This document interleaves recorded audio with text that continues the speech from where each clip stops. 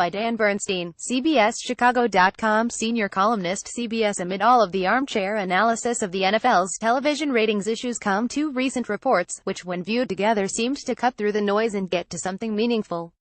There has been a storm of socio-political proxy fighting that has used anecdotal and cherry-picked evidence from both sides to make the viewership declines into something they're not. One group insists that patriotic white American fans are fed up with all these entitled players daring to insist that the country may have some inequalities and injustices that need to be addressed, and engaging in peaceful protest because it somehow intrudes on their enjoyment of watching them kill each other. Another group has had it with a league that insists on rigid deference to authority and engages in overt celebration of the military-industrial complex. Some are apparently just waking to the fact that all the collisions are bad for the human brain and claim to just now be starting to care.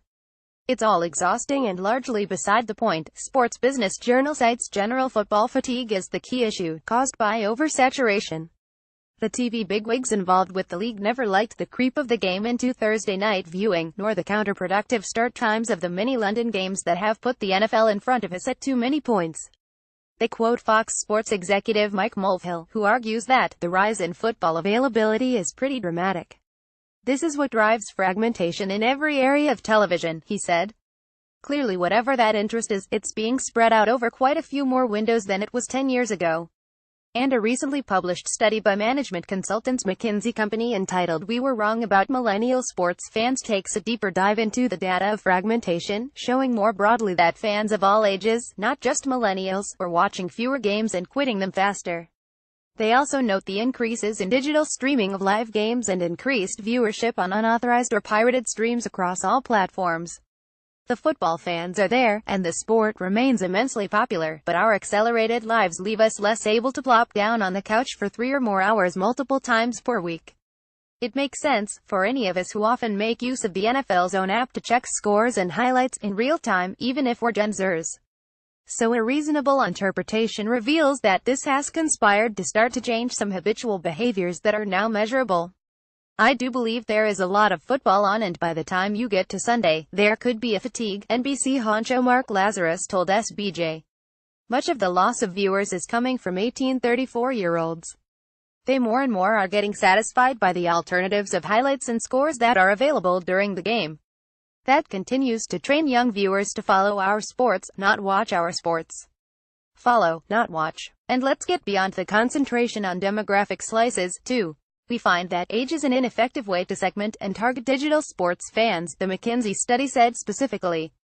Older generations, Gen Zers in particular, are adopting digital technology almost as fast as millennials, and fans' online behaviors are far better signs of purchase intent. Fans are engaging with the NFL differently and on their own terms, in ways made possible by new technologies. Instead of merely worrying about ratings erosion, the league just needs to connect with the fans where they are.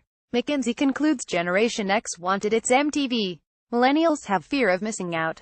Both generations are consuming digital sports voraciously, at the expense of traditional TV viewing. Sports marketers who target the right behaviors rather than traditional viewer segments and develop digital products to take advantage of them will develop stronger fan bases than ever before.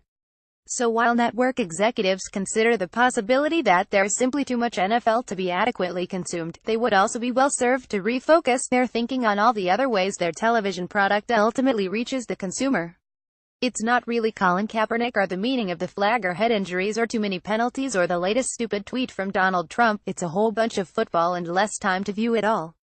Dan Bernstein is a co-host of 670 The Score's Bernstein and Goff Show in Afternoon Drive.